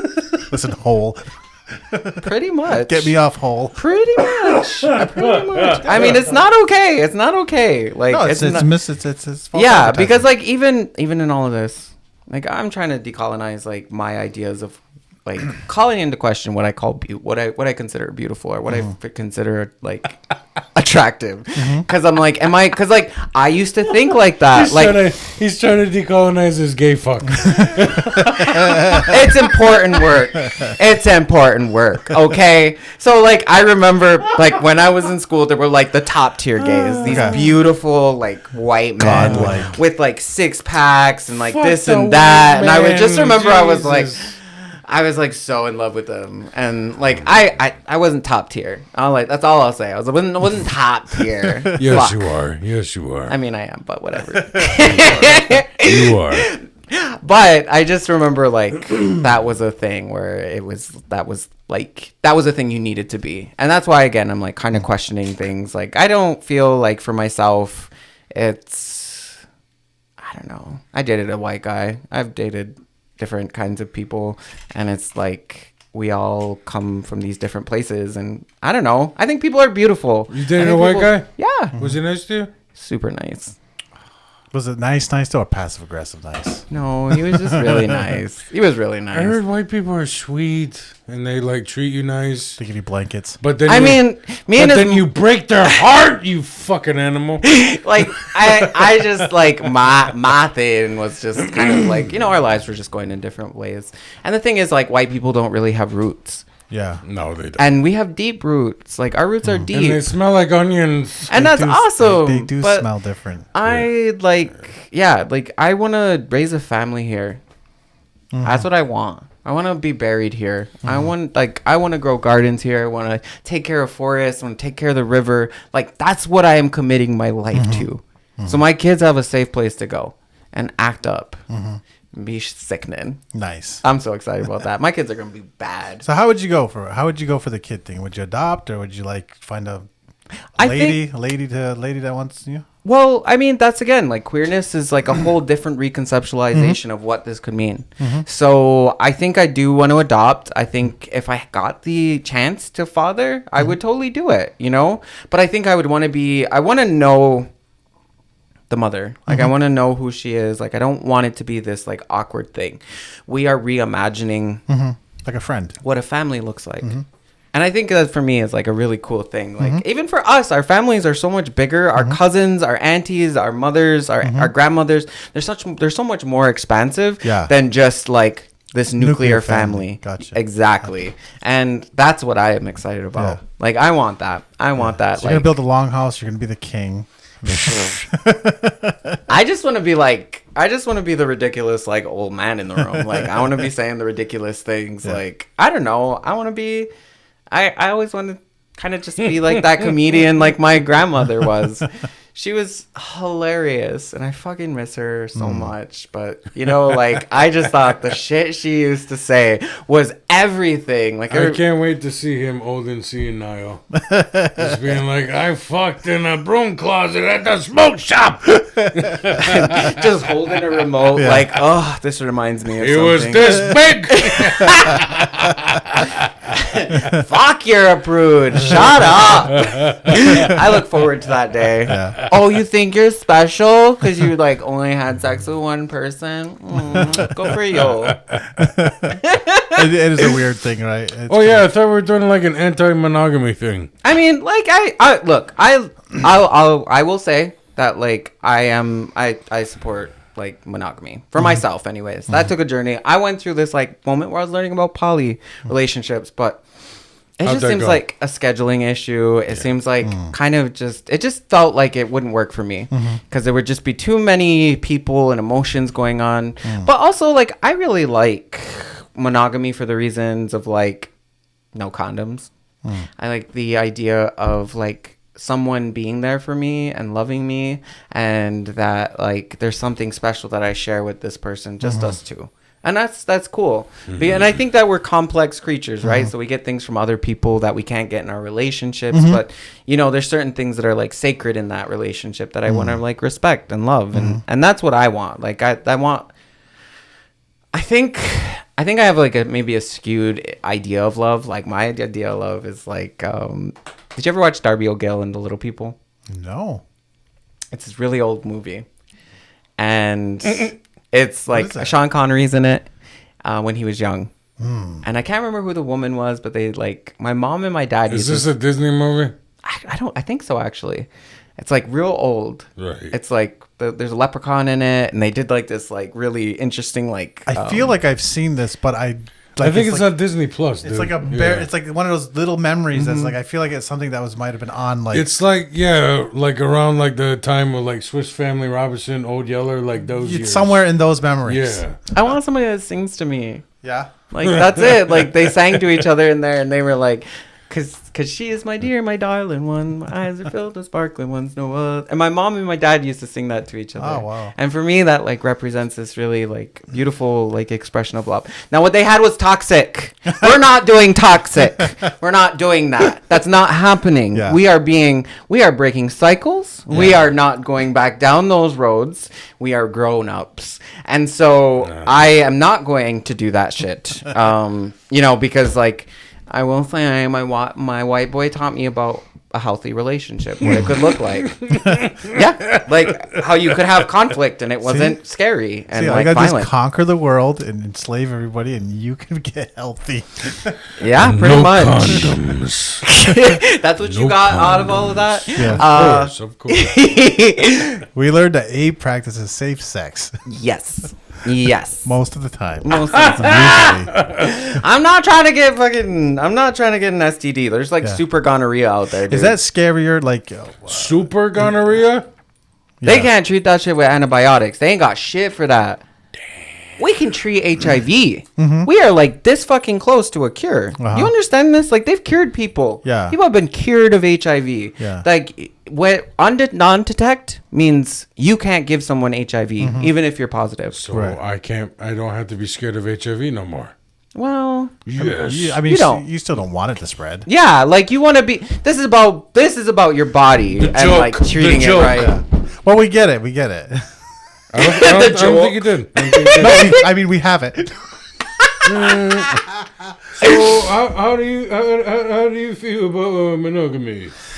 I'm not a fan. I don't like it. It's a loaded question, sir. I've experienced it. I've had enough of it. Preach. Y'all can do it. I understand the urge. I believe it's. No, I think everybody's different, and then I think there's phases too. I think part of that is that healthy. Iron Man. Don't break that because I want to actually make a return on it. Well, I do believe in love. Yeah. Like I want to believe that love exists, and it's not this like magical thing in the world. Like it takes work, it takes time. Like things get complicated. People grow, people change. Like I just hope people. Like I just believe like there's something out there for me, and I want to like pursue that, and that like.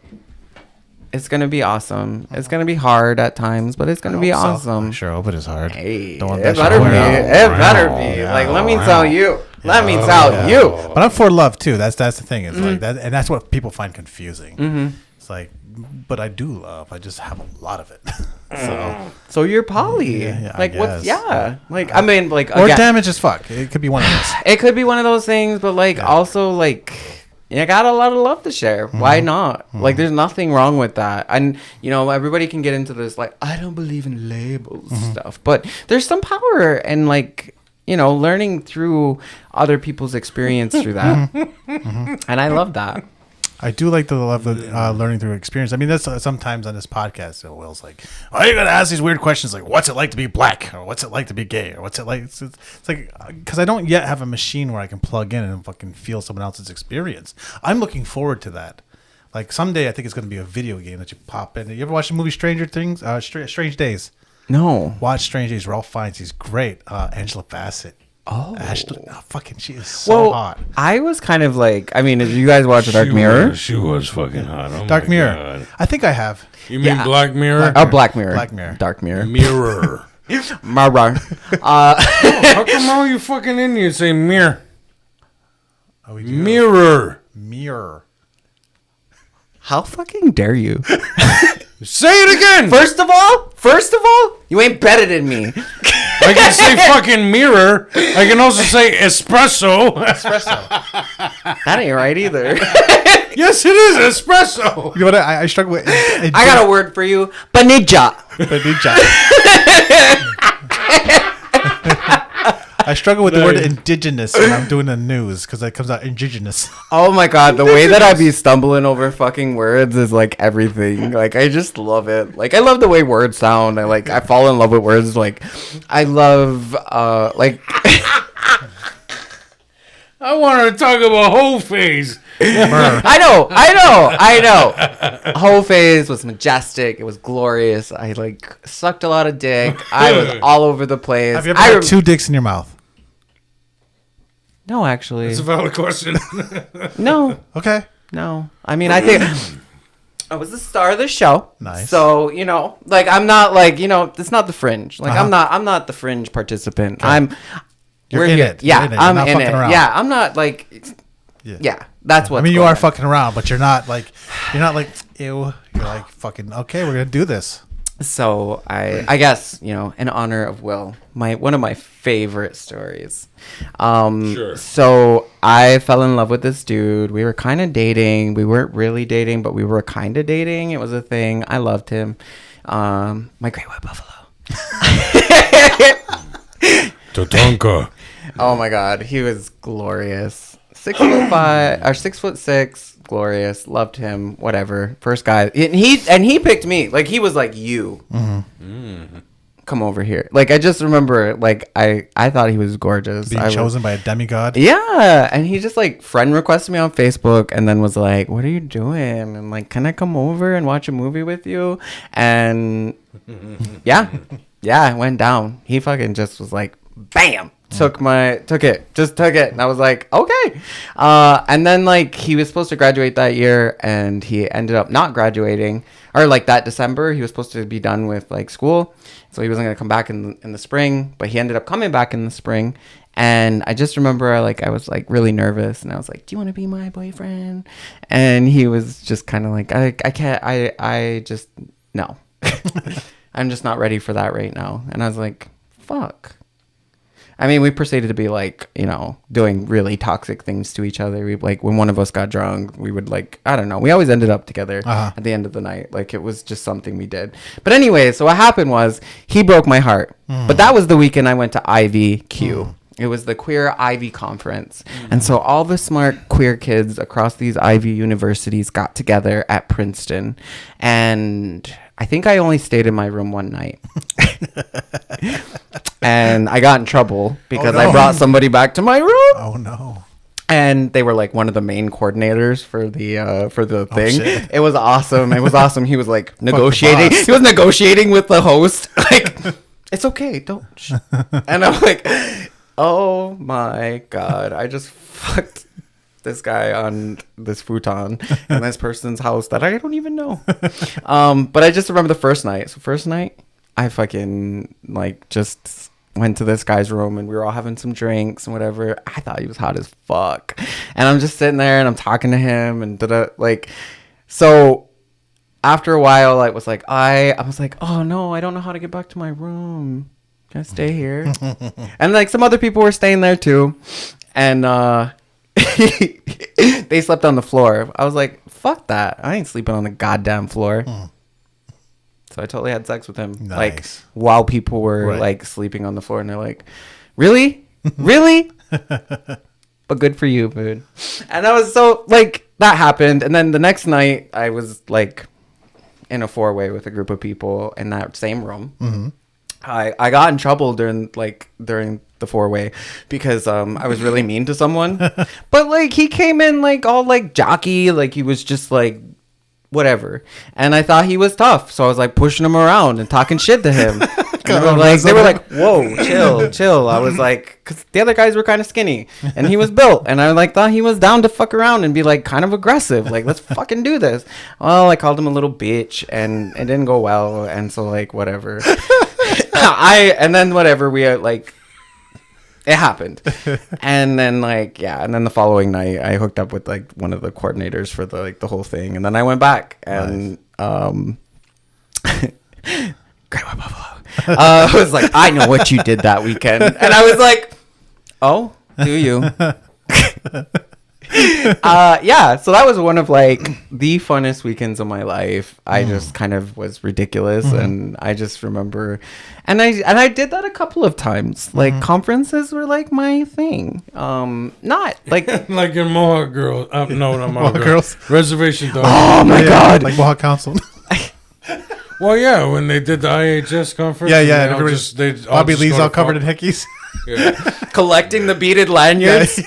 Yeah. So it really Yes! was like that. The Nice. earrings were popping. The fucking I loved it. I fucking loved that moment. And then what's his like? Yeah, I fucking loved that show. That was Yeah. the best shit ever. I was like, I want to go to an IHS conference. I know, right? I bet Like- you It down. sounds like you've already done it. I mean, there were fun conferences I was at. Like a lot of like. I am an adult and a professional now, so I have to conduct myself in an appropriate way at conferences. Like and a business owner. yeah, like watch like I can't like just go to conferences and like fuck around no more. Like that's not I like mean, you get to be that coordinator now. You get to Ooh. pass the torch. I do though. I do though.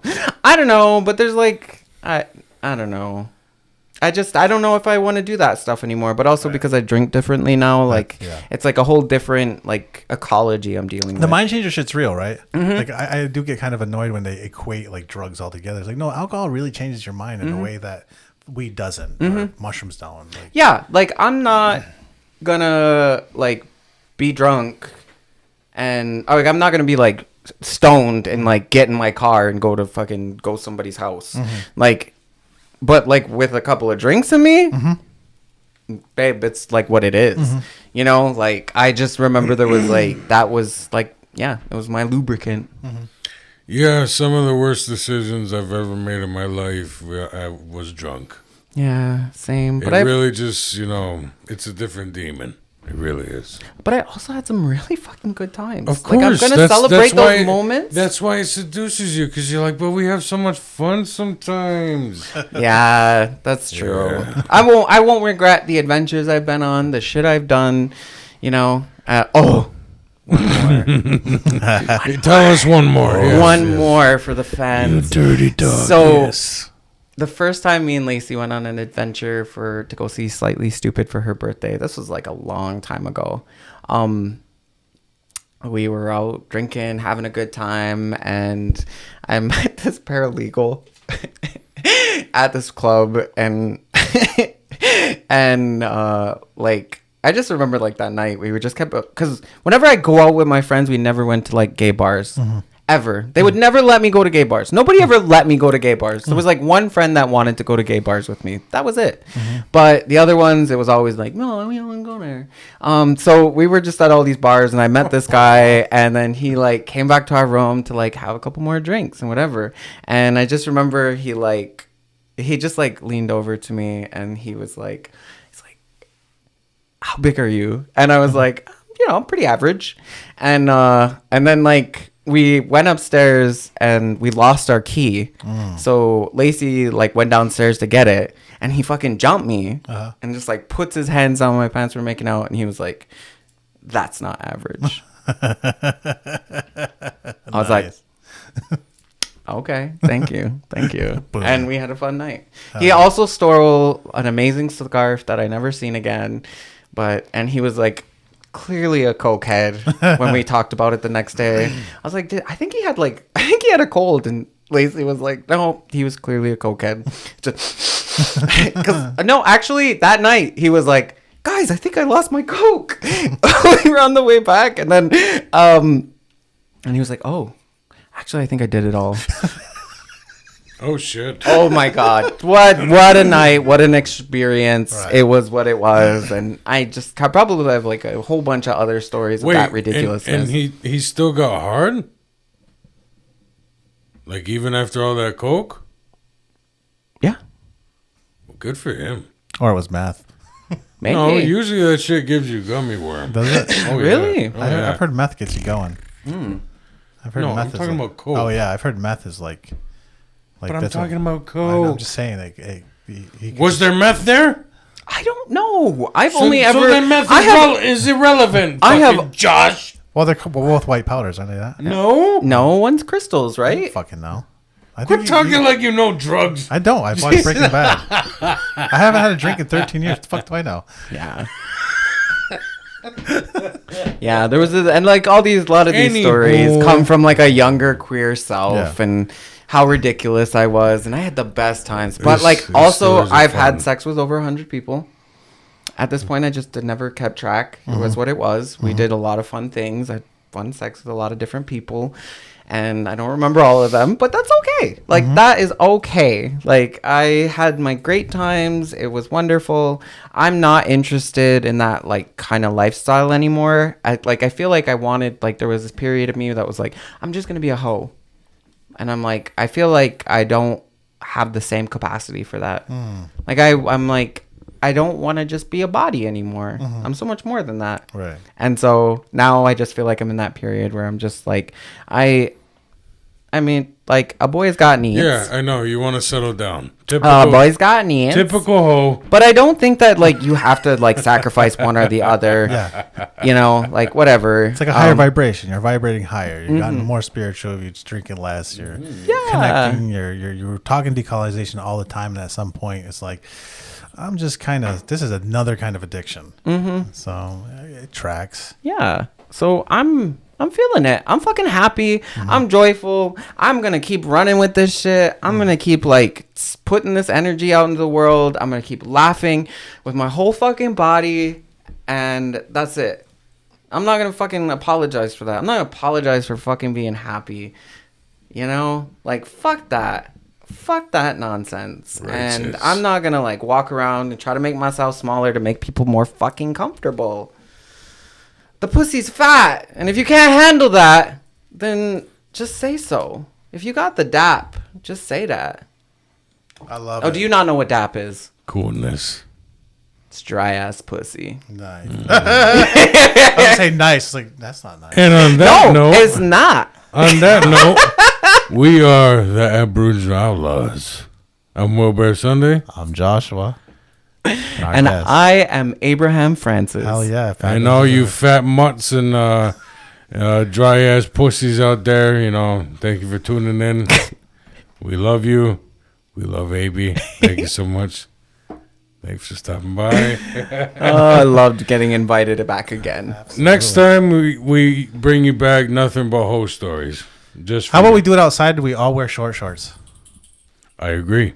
when it's nice out? Or maybe I'll just do it in my underwear. I have great underwear. Whatever. I do. I mean, I just bought a whole bunch of stuff from like Savage Fenty, and I'm fucking feeling it. I'm fucking feeling it. I've been in the mirror, and I'm like, fuck, I'd fuck me. I'd fuck the shit out of me. That's cute. All right, stop saying funny shit. I'm gonna shut this off. Be sure to subscribe and follow us on Spotify. Be sure to find us on YouTube and subscribe to us there. Share it. Share that shit. Check out our TikToks and be sure to keep an eye out for our sister podcast, Women's Dance. Thank you so much for tuning in. We have been the Aboriginal Outlaws and Bon Voyage, bitches.